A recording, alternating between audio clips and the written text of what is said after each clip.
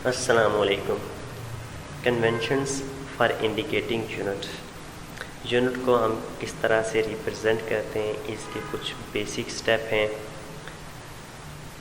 Full name of the unit does not being with the capital letter even if name after scientist.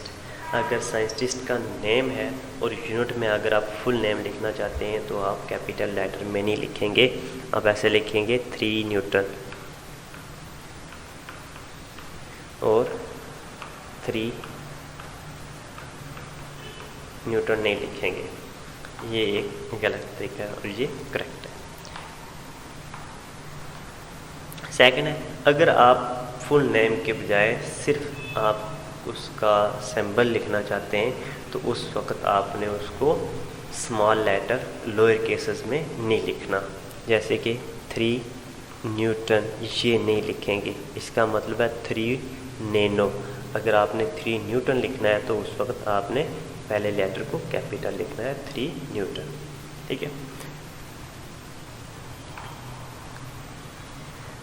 Prefixes should be written before the unit without any space. अगर आप prefixes use कर रहे हैं तो उनके दरमियान space नहीं होनी चाहिए। प्रीफिक्सेस हमारे पास माइक्रो, नैनो, पिको, फेम्टो, इस तरह के जो प्रीफिक्सेस हम यूज़ करते हैं उनके दरमियान आपने स्पेस नहीं लिखना।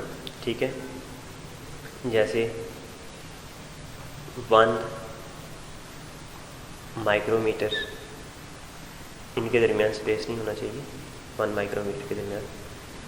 अगर आप ऐसे लिखते हैं 1 माइक्रोमीटर तो ये गलत होगा, इनके दरमियान स्पेस नहीं होना चाहिए।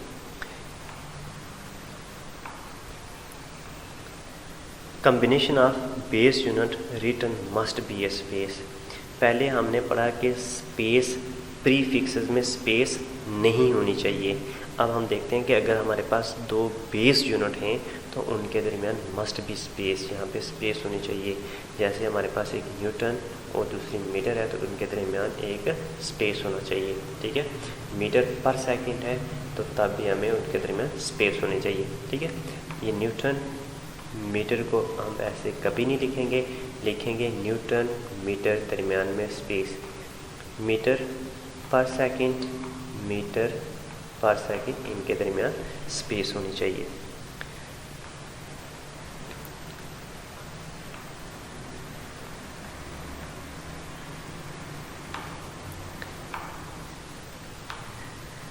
Compound prefixes are not allowed. अब हम देखते हैं कि एक से ज़्यादा प्रीफिक्सेस यूज़ नहीं करनी चाहिए हमें बी स्टेटमेंट के अंदर। जैसे 6 माइक्रो फेराड है तो यहाँ पे ये 2 प्रीफिक्सेस हैं, 6 10⁻⁻⁻6 और 10⁻⁻⁻6।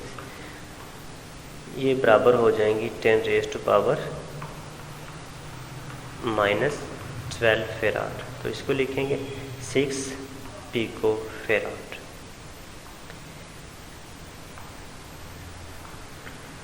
Name expressed in scientific notation, number expressed in scientific notation. अब जो नंबर होंगे उसको आपने साइंटिफिक नोटेशन में ही लिखना है। जैसे 5.0 मल्टीप्लाई बाई 10⁻⁴ सेंटीमीटर है। अब यहाँ पे जो यूनिट है वो सेंटीमीटर है, ये ऐसा यूनिट नहीं है तो इसको आपने स्टैंडर्ड फॉर्म में लिखना है। 5.0 मल्टीप्लाई बाई 10⁻⁴ सेंटीमीटर को मीटर में कन्वर्ट करेंगे तो 2 मीटर इसको लिखेंगे।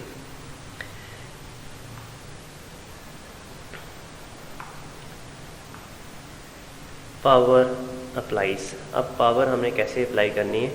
लेट्स सपोज अगर हमारे पास एक बेस यूनिट है 1 किलोमीटर, तो 1 किलोमीटर स्क्वायर, तो इसको लिखने का तरीका ये है कि आप 1 किलोमीटर का स्क्वायर लेंगे, तब जाके हम इसको लिखेंगे 1 किलो बराबर होता है 10⁻³ मीटर का स्क्वायर और 1 एज इट इज़ 2 को 3 से मल्टीप्लाई करें तो 10⁻⁶ इंटू मीटर स्क्वायर आ जाएगा। तो 1 मल्टीप्लाई बाय 10⁻⁶ मीटर स्क्वायर लिखेंगे। अमूमन ये होता है कि हम इस 1 का स्क्वायर तो लेते हैं, 1 का स्क्वायर 1 आ जाता है, और इस हम k को छोड़ देते हैं, इसका हम स्क्वायर नहीं लेते। लास्ट वन है जो, वो मैं यहाँ पे लिखता नहीं हूँ, काफ़ी लंबी उसकी स्टेटमेंट है। तो उसमें यह है कि इंस्ट्रूमेंट मेजरमेंट, ठीक है। अगर हम किसी चीज़ को इंस्ट्रूमेंट में मेजर कर रहे हैं तो उसके ऊपर जो भी स्केल लगी होगी हमने उसको उसी में मेजर करना है।